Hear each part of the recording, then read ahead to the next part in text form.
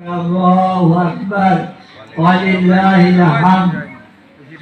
Allahu Akbar, Allahu Akbar, la ilaha illallah, Allahu Akbar, Allahu Akbar, walillah. ইমানের কথা যা বলা হলো যে আমাদের যে ইমান আনতে হবে তিনটে জিনিসই লাগবে, না করতে আমি ইমানদার সে কথা বলা যাবে না।